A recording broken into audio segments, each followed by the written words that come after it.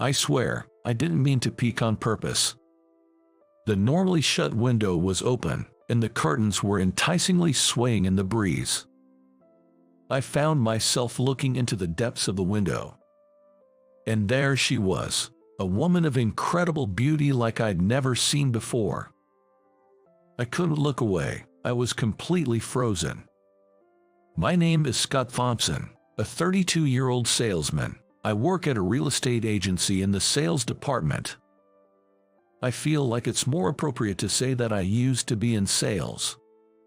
Not to brag, but I was an excellent salesman. I've been awarded as the top seller at the company headquarters more than once.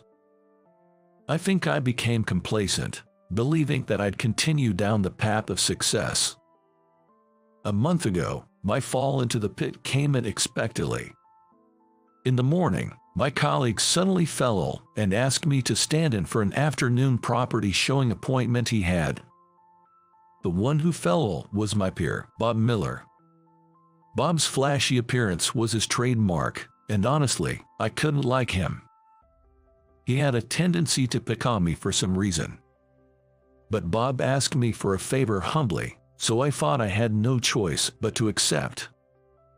The client for the property showing was a woman in her late 40s. I wanted to send a female colleague to accompany her, but everyone was booked. The woman wished to see a recently built high-rise condo. It was a big contract worth nearly $2 million. Because she was Bob's client, I had to be extremely careful in guiding her. The last thing I wanted was for Bob to complain about not closing the deal because of me. I meticulously guided her through each room. She seemed distant, as if she was not really listening to my explanations. Just when I thought this was a lost cause, she suddenly put her arms around my neck, freezing me in place. The woman seductively grinned at me. This was a bad situation. "Would you like to play a little?" she asked, making my back run cold. She rubbed her soft body against mine, and I couldn't move. I wanted to remove her forcefully, but she was a client. While trying to figure out how to peacefully resolve the situation, the door suddenly opened. The person who stormed in was my boss, the department manager. His face was bright red with anger. He forcefully separated the woman and me. "Scott, what the hell are you doing with my wife? I'll be reporting this to the top boss." He yelled at me one-sidedly, and I stood there, dumbfounded. Apparently, the woman was the manager's wife. There had been rumors that they were living apart. The wife who had seduced me chuckled, saying busted. A few hours later, I was called into the director's office. The manager had reported me for trying to seduce a client and act indecently. Although I wanted to correct several parts of his report, the atmosphere didn't allow for excuses. The manager, still red in the face, was fuming with rage, and the director was looking at me as if I was garbage. Apparently, the manager reported that I had won all my previous contracts through similar unethical means. As a result, I was reassigned to a branch office in a rural town. I was essentially demoted. When I went back to my desk to receive the reassignment notice, I found Bob grinning smugly. I realized then that I had been set up. But it was too late. I silently packed up my personal belongings and left the main office. Since my reassignment to the small-town branch office, I've been so idle. I feel like I'm rotting. The town where I was transferred is near the sea, much like a small rural town, and there's hardly any work. Young people have moved to the cities, leading to an increase in the population. I remembered that at a previous meeting at headquarters, there had been a discussion on whether to shut down this branch. "Isn't it boring, Scott? This place is just so quiet." There were no customers at the branch, and there was nowhere to do business. Every day, I was playing with the necessary paperwork. The only good thing about being transferred to this branch was that my living space had become larger. They had me using a family-sized apartment instead of a cramped city condo. It might just be big for the sake of being big, but I liked that I had room to stretch out. The day after I mentioned to the branch manager that pets were allowed, I found a box of kittens meowing on my desk when I arrived at work. I had an idea of who might be responsible, but I thought it might be a pleasant distraction, so I decided to keep them. To my surprise, the next morning my desk was stocked with a cat bed, kitten food, and canned goods. I couldn't help but smile. My colleagues were secretly watching me. I began to think it was silly to keep a stern face all the time. Gradually, I got used to the laid-back atmosphere of the branch, my colleagues, in this town. That day was a Sunday. The branch was open, but I was off. Since I started keeping kittens, I can't smoke indoors. I made a smoking area on the balcony. As usual, I leaned against the railing of the balcony and lit a cigarette. I could see the sparkling sea across the roofs. It was so bright, I had to lower my gaze. Next to my apartment was a two-story building. The usually closed corner room's window was open, the curtains swaying in the wind. I realized it was my first weekend since coming to this town. I guess the person in the corner room also had the day off. It felt rude to stare too much. Just as I was about to turn my gaze back to the sea, my eyes were drawn to the corner room's window. A young woman was in the midst of getting changed behind the fluttering curtain. I knew I shouldn't look, but it was hard to look away. I dropped the ash from my cigarette onto the back of my hand and let out an ouch. She looked at me.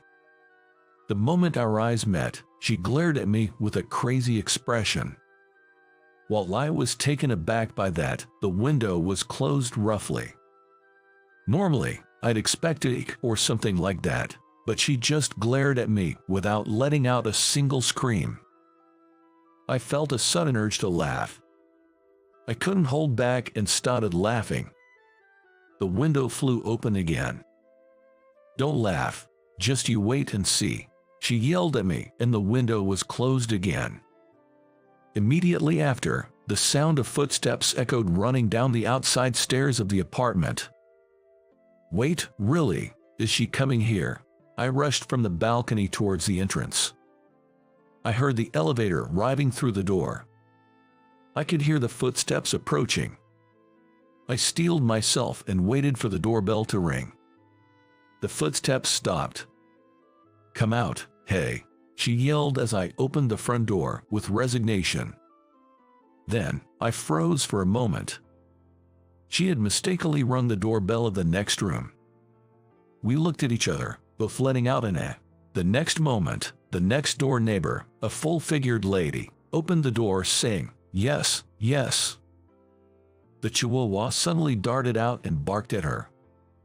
She snapped back to reality and profusely apologized for accidentally entering the wrong room, while the Chihuahua continued to bark at her. I also instinctively bowed my head and said I'm sorry. The lady retrieved the Chihuahua and closed the door. "Don't make that mistake again. It's bothersome," I said to her, who was standing frozen in the suddenly quiet hallway. She glared at me, looking relieved that the commotion was over. She then marched straight into my room. She walked to the center of the room, spun around, and sharply pointed at me. "You saw it, didn't you, my thing?" That irritated me a little. It was like an accident. "I didn't see anything. What are you talking about?" I tried to argue that I hadn't been looking. I just happened to see. "Huh, what did you see?" This. While saying that, she pulled at the collar of her t-shirt to reveal her chest. A glimpse of her blue underwear was visible. "Hey, stop that, it's showing." Not wanting to compound the situation, I hurriedly moved away from her. She continued to flaunt her chest and accuse me, as if chasing me. "You saw it." "I saw it. Or rather, it was in sight. I'm sorry, but I swear I didn't intentionally. Before I could finish my sentence, a slap from her landed on my cheek. My first encounter with her was quite intense. "Hey Scott, let's go grab lunch. It's my treat." Around lunchtime on next day, branch manager proposed. I nodded while I applied a cooling pad that my boss had given me to my slapped cheek. The place he took me to was a small cafe near the coast. I had passed by it before, but never entered. Branch manager, who is seemingly irregular, ordered the usual lunch for two at the counter. "Sure, 2 lunches. Take a seat wherever you like." The person who responded from behind the counter was the very woman who had slapped me the day before. She widened her eyes even further when she saw me standing next to the branch manager. I raised my hand in a somewhat awkward greeting. "Hi." "What are you saying, you peeper?" A torrent of abuse made me flinch. Branch manager casually said, "Oh, you peeped," and laughed. Left with no ground to stand on, I could only shrink back. In the end, I sat next to my boss at the counter, receiving her glare as we had lunch. When branch manager asked her if something happened, she explained what had happened yesterday. Not wanting to prolong the situation, I silently listened to their conversation. She complained about me to the branch manager. I was worried about how he would react, but he just seemed to find the whole thing amusing. He's a womanizer, no need for him to peep. I was shocked at branch manager's words. "What do you mean?" she asked eagerly. Branch manager started laughing as he told her why I was transferred. She burst into laughter, saying seriously. I was surprised by her reaction. I thought she would assume the worst of me and despise me, but she laughed and said, "You had some bad luck, huh?" As we were chatting excitedly at the counter, the cafe door opened, and in came men who were clearly not locals. She furrowed her brows by the sight of them. The manager was having a conversation with those men. They didn't seem to have come to the cafe to enjoy coffee. The manager received some documents and then sent the men away. Immediately, the manager threw the documents into the trash bin. "Hey, what was that all about?" I decided to ask her. "They've started coming around recently," she replied. "Apparently, they are real estate agents who have been aggressively buying up property in this area. Of course, they have nothing to do with our company." The company name she mentioned is indeed not well regarded in the industry. "It seems they're asking if we're willing to sell this place too," she said with a sigh. "Land speculation has a bad reputation, but it's part of the real estate business. There's nothing wrong with it if transactions are made at a fair price and with mutual consent. If you could sell at a high price, wouldn't it be okay to relocate somewhere else?" I suggested. As a business, this place seemed somewhat lonely. Even at lunchtime, there were only us as customers. I thought that relocating and finding a more profitable location could be an option. But she reacted angrily and raised her eyebrows. "Don't make reckless comments without understanding the value of this community. If you call yourself a local real estate agent, then understand more about this community." She lashed out and then disappeared into the back room. "I'm sorry about that. She's really passionate about our local community. She is called Kathy. Don't take it too hard, alright? Keep on hanging out with us." He quietly served us another round of coffee. From that day, I established a new habit. Instead of going straight home from work, I decided to take a slow walk around the neighborhood. Kathy's words about the local love had been a stimulus.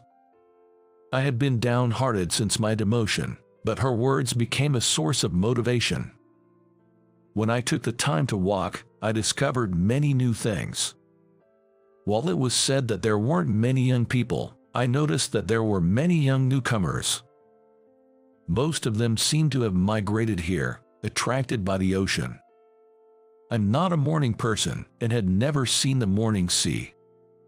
I was invited to the beach before going to work by a young man who had moved from the city and opened a pub. There was a local beach that I had not known. At the time when the sun was about to rise, there were people waiting for the waves on their surfboards. I had never surfed, so I was surprised to see people surfing so early in the morning. With my heart pounding, I went down to the sandy beach to watch the scene. While observing them, I noticed that there were proper rules. Only one person could ride a wave at a time. There seemed to be some priority order, and they were giving way to each other. It was surprising. I had imagined it to be a more rough sport, but it wasn't. "What are you doing?" I turned around by the voice, and it was Kathy. In her hands, she had a large beadboard and flippers. "Good morning, what's that?" I pointed at the large beadboard and asked. Kathy put her flippers on the sand and sat down next to me. Then she showed me the large beadboard. Unlike a normal beadboard, it had some kind of rope attached. At the end of the rope, there was something like a wristband. "It's a bodyboard. Haven't you seen one before?" She was dressed in a short-sleeved, three-quarter-length sweatsuit. Probably she is about to hit the waves. I learned that bodyboarding is a sport different from surfing. You ride the waves by laying your upper body on the board. You wear flippers on your feet, also known as fins, to help you navigate in the water. Everything was so new, and I had many questions. She explained it all patiently while doing her warm-up stretches. I learned that the waves are better in the morning, and that there are specific times when the waves appear and disappear. Why not give it a try, Scott? It's a waste not to. Living so close to the sea, make the best of your move, she teased as she put on her fins and stood up. She connected a leash, a cord that attaches the board to her wrist, and she was ready to go. With her fins on, she started walking backward into the sea, keeping her gaze on me. She looked sort of cute, like a penguin. Our eyes met and she gave me a big, joyful wave. When the water reached her waist, she turned around and started moving over the waves toward the horizon. I feared she might flip over when a big wave came, but she knew what she was doing. She built up some speed and dove under the wave with her board. I later found out this move is called a dolphin dive. She passed a few waves before reaching the waiting point where the best waves roll in. She sat on her board, waving at me. When a wave came, she'd speed up and ride it. She looked like she was flying as she slid down the large waves diagonally. After almost an hour in the water, she returned to the shore with a satisfied look on her face. The other surfers were also making their way back to land. Much to my surprise, they greeted me as each one passed by me. It was a small gesture, but it made me feel warm inside. Some of them had tattoos peeking out from under their wetsuits. Despite the variety, everyone was so friendly it was almost surprising. Cassie too had taken off the upper part of her wetsuit. Her vivid blue bikini gave me a small startle, but the next moment I realized something and I couldn't help but voice it out loud. "Ah, you were wearing a swimsuit that time, weren't you? It wasn't underwear after all." The underwear I thought I saw her in was actually her swimsuit. No wonder she didn't mind my seeing it. Kathy snorted with laughter. I felt a bit like I'd lost somehow, but I also felt surprisingly refreshed. This is a nice town. As I said this, squinting at the glittering sea, she gave me a happy smile and extended a welcoming hand. "Welcome." Her hand was still slightly cool from the water as I shook it. From that day on, I started waking up early to go to the beach. I would have loved to try surfing, but sadly, I can't swim. I was told that I'd float if I wore a wetsuit, but the idea of going into the sea was still a bit scary. I also started going to the cafe where Kathy works for lunch every day. I got to know the local shopkeepers, and I started hanging out more often with the young people who had moved here. As I started to blend into the local scene, I started hearing more and more about the land sharks. They seemed to be pushing their agenda quite aggressively. It felt like something big was in motion, and it didn't feel right. Then, one day, my hunch proved right. On my way to work, a black luxury car sped past me. I caught a glimpse of a familiar face in the window. It was Bob, the man who had set me up.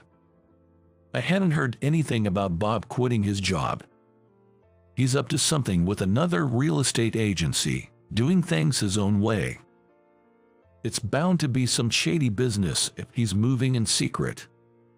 I contacted a friend at the main office as soon as I got to work. According to my friend, Bob is apparently on annual leave today. Recently, he's been having a lot of unexplained absences, and his lifestyle has noticeably become more extravagant. I ask about his sales performance.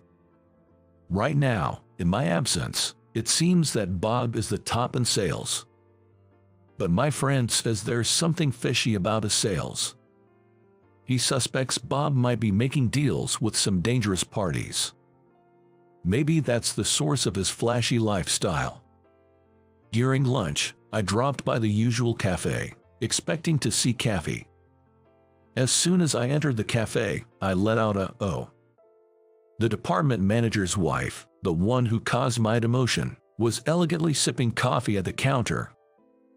She noticed me frozen at the entrance and gave me a soft smile.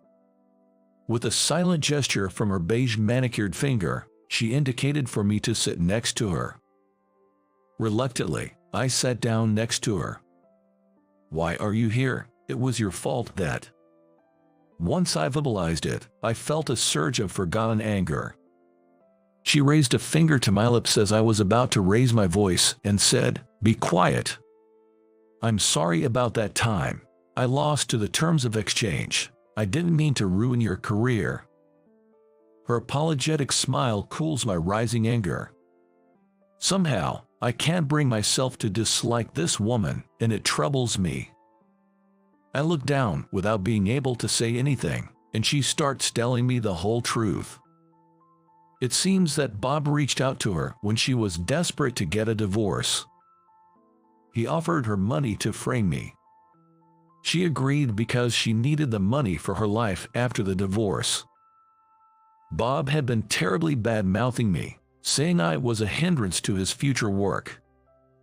"Why are you telling me all this now?" "Because the money hasn't been transferred. It means the contract is void, right?" It made sense. Moreover, she apparently investigated Bob out of spite. She spread out his investigation report in front of me. I quickly read through the report. It appeared that Bob had connections with some dangerous people. He seemed to be assisting them in contracting real estate properties. I realized that the one hunting all the local real estate was planning to establish a dedicated real estate company. I couldn't help but admire the scale of the plan. However, I couldn't accept the idea of this area being dominated by these dangerous parties, as per Bob's plan. "How much will you pay for this?" She tilted her head and peeked into my face. Her long eyelashes sparkled with a bit of glitter. I had no idea how much to offer. "How much do you think?" Timidly I asked her, and she replied with a small smile. "How about you treat me to a cup of coffee?" In front of my stunned eyes, she raised her empty coffee cup and said so. In the evening, I was alone in the office, thoroughly examining the investigation report on Bob I had received from her. I wrote a report to the headquarters within the night and sent it by email. The headquarters would surely be in turmoil by tomorrow morning. Relations with dangerous people would seriously harm the company's reputation. As I expected, I received a call from the headquarters, and the next day, I was asked to go to the headquarters. I found myself looking up at the headquarters building after a long time. I thought I might feel more nostalgic, but no such emotion arose. All I could think was the sky seems narrower here. As soon as I used my employee ID to enter the building, someone rushed towards me. It was the department manager who orchestrated my transfer. The department manager grabbed me by the collar and gruffly asked, "What are you doing here?" I may have been transferred to a branch office, but I'm still an employee of this company. I have business at headquarters. In the lobby, the manager and I glared at each other for a moment. The president's secretary interrupted us. I was instructed to go to the president's office immediately, and I shook off the department manager. The department manager was told to come along as well. Upon entering the president's office, I saw Bob standing there with a pale face. The department manager looked uneasy, unsure of what's going on. The president said to me, "I read your report." On the desk were not only my report, but also a large number of documents and photos. They must have investigated this yesterday. These were likely proof of Bob's misconduct. The manager turned pale as looking at the photos of Bob conducting business meetings with disreputable individuals. A subordinate's misconduct reflected poorly on his superior's lack of oversight. I was hoping they'd both get kicked out due to collective responsibility. The verdict handed down by the president was that Bob was fired and the department manager was demoted. I later learned that most of Bob's sales were contracts with shady partners. We should be able to cancel the purchase contracts according to our internal regulations, but it will be a difficult task to negotiate each one individually. I can only hope that everyone at headquarters will pull together and work hard. Bob, having received his termination notice, left the room with a pale face. The president said to me, "Come back to the headquarters." He wanted me to perform as I used to, as the top salesman. That's the future I originally hoped for, but I felt a sense of unease. I stayed silent, unable to give an immediate answer. The president seemed to be waiting for my reply. My eyes were drawn to the large window behind the president. It was a sunny day and the sunlight was pouring in. But still, when I returned to the branch office, the sun had set and it was well past business hours. I figured everyone must have gone home by now, but the office windows were brightly lit. I was surprised to see people working overtime, which was unusual.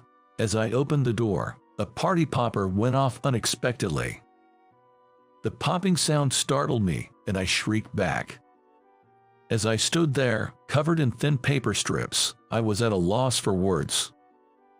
"Congratulations on your return to the headquarters, back on the fast track." The office was filled with my branch colleagues, the branch manager, the president of the shopping district, and some surfers I know. When I said you'd probably be returning to the headquarters, everyone came. "You're really loved, huh?" said the branch manager, wearing a party hat. Some people were already teary-eyed at his words. It's taken for granted that I'm leaving this branch. I heard you used to be the top salesman. I had no idea. You're not someone who should be wasting away in a place like this," said Kathy with a slightly sad smile, causing a pang in my chest. "You know, I turned down the offer to return to the headquarters." At my words, everyone made a bewildered face. Seeing their expressions, I felt somewhat guilty. I felt like I've let them down. Why? What about your promotion?" Kathy, as if representing the whole group, bombarded me with questions. After a brief thought, I just repeated what I had told the president. "The city's too cramped, it's suffocating, and there's no sea. I want to learn to swim." With a look of disbelief, Kathy hugged me. I whispered something only Kathy could hear. "And you wouldn't be there. There was no reply from Kathy, but I knew what she was feeling from the tight grip on my arm. I thought my decision was not wrong at all. Early next morning, I stared at the sea from the sandy beach as usual. Next to me, Kathy was preparing to go into the sea. She narrowed her eyes, checking the waves. And as I watched her profile, Kathy glanced at me. "Weren't you the one who wanted to learn to swim?" She seemed unsatisfied that I wasn't going in with her. I wanted to learn to swim, but I didn't even have a swimsuit.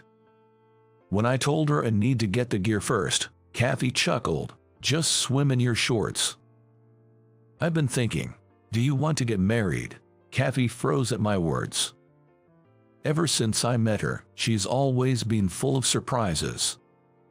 But this time, I wanted to surprise her, and I succeeded. I smiled to myself, looking at frozen Kathy. Coming back to her senses, she gave a chuckle looking at my grin, and clicked her tongue. "I'm not marrying a non-swimmer." She turned her head away and declared loudly. Then, in a much smaller voice, she added, "If you learn to swim, I'll consider it." Her teasing wasn't something new. "And when did you start liking me?" Before I could finish my line, I was hit with a bodyboard. "Stop getting ahead of yourself. Go back to HQ." After seeing with that parting shot, Kathy ran towards the sea. She went up to the water's edge, then turned back. She must have realized she'd forgotten her flippers. When I held them out, she snatched them away. And as she put on the flippers at the water's edge, she turned and gave me a big wave. "The ring better be a diamond, not a birthstone." At Kathy's words, I made a big circle with both my hands. With her, I could even get into the sea without fear. I wish I could tell the dejected me from when I first arrived in this town, being transferred from the HQ. "You're going to find the greatest treasure in this town." For now, I guess I should thank Goddess of Fate.